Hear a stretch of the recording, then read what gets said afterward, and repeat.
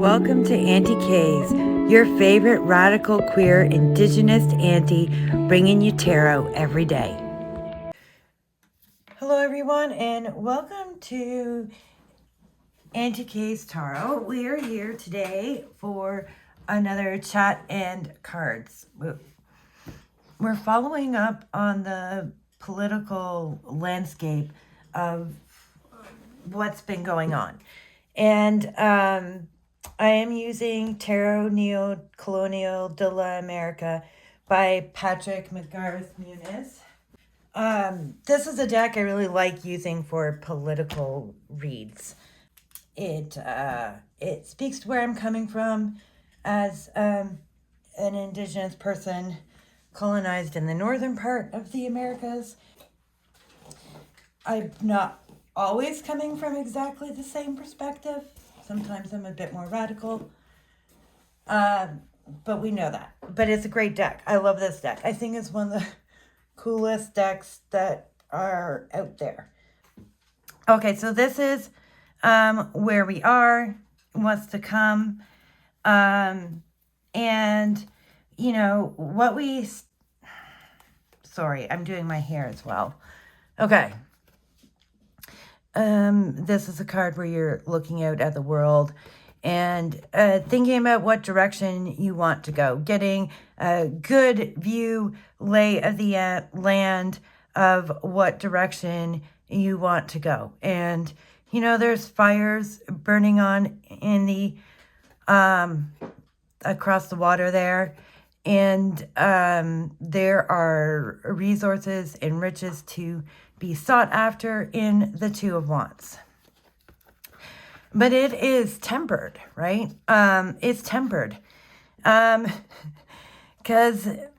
sometimes these fires aren't so great for, like, I'm not sure what that is. I should put on my glasses. I'm thinking of holding resources. Oh, that fire's a rocket.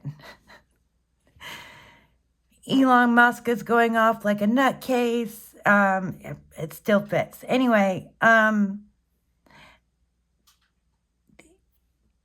looking out at the world, there is a tempered nature to it. What is it tempered by? The desire to control the wealth of the world that he sits upon. This is a squash-looking world that this person is sitting on, holding these different coins. This coin says BS, but it's done in a way where it uses different symbols for currency, one that looks like a B and one that looks like an S. And so it says BS. There's a desire to conquer the resources. We are shifting into a new phase, an era. Everyone talks about late stage capitalism, but it will blend into whatever the new modern era will be. Right now, if we don't change things, that's going to be an era of complete oligarchy. Capitalism is complete oligarchy. That's what we're shifting towards. And it was kind of capitalism's goal, right? Like, you know, the wealthy could eventually become the new kings and queens. You know, that's the goal. This is the place that we're in. He's looking out and looking about how to conserve that money. And he doesn't think it's war. We all know he doesn't think it's war. He talk about war because he wants final solutions to end things, and Trump's been pissing off Bibi, and Bibi's apparently not even going to come to his inauguration. So that's in line with who we know he is. He wants wealth that isn't destroyed. He wants a soft conquer, the Five of Swords. He wants to conquer through a more deceptive means than okay, there we go. Then through the Six of Wands. He wants a more soft conquer that doesn't take the same kind of resources. And I think he's really played Canada's card, the West card, really well, right? Canada and the US aren't like other places. They don't remember what war is like on their land. And during the early colonial phases, right up 1812, and then the Indian Wars, there's war on our land, but it's not their land. And Canadians or Americans can't imagine war in their neighborhoods. And Trump is banking on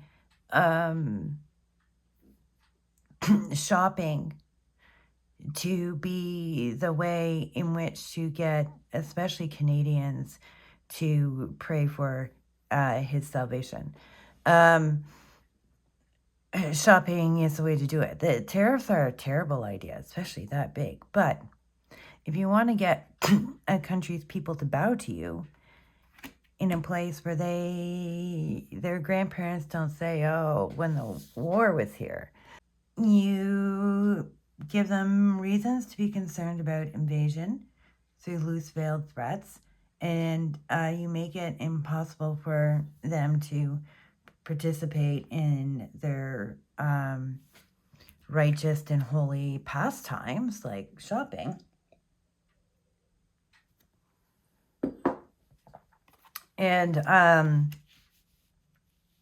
you will have them begging for their redemption.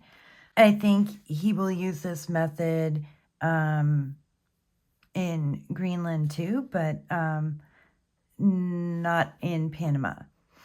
The North versus the South. That's what I think will happen. But like, I wondered who the Queen was.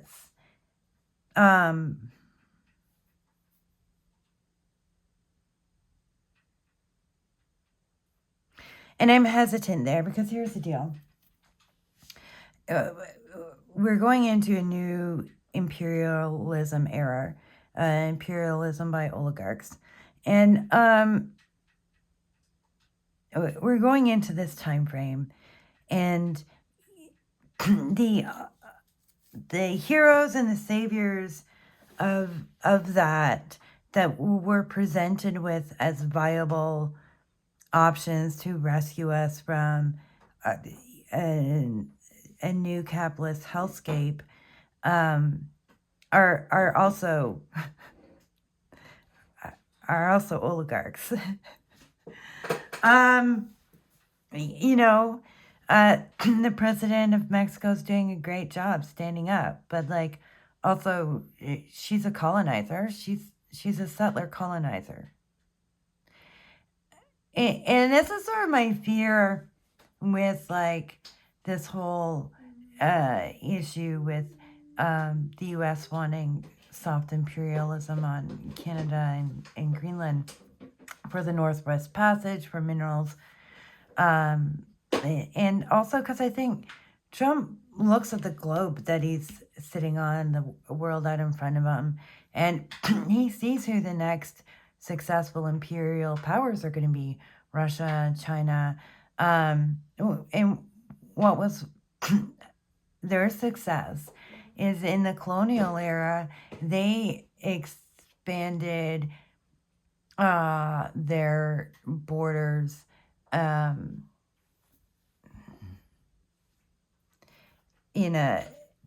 just moving outwards, just expand the current landmass. Whereas Europe was like, go over here and take this one and this one and this one, and had like a bunch of pieces of puzzles of the world divided up. And Russia and China were like, we're just going to grow. We're going to grow. Everything nearest us is coming under. And I think he sees that and is like, yeah, this is a better way to do imperialism. Why am I fighting for this stuff over in these other parts of the world, with people he doesn't really like, when he could just, do this expand out method. And so that's what I think he's doing. And, you know, you have the Monroe Doctrine, which can be a really good excuse to take land for minerals, and especially to take land with coastline for a Northwest Passage. In the whole threat of protecting from Russia. So I think he wants to shift the way he does colonialism. He wants to be able to sit on all of it.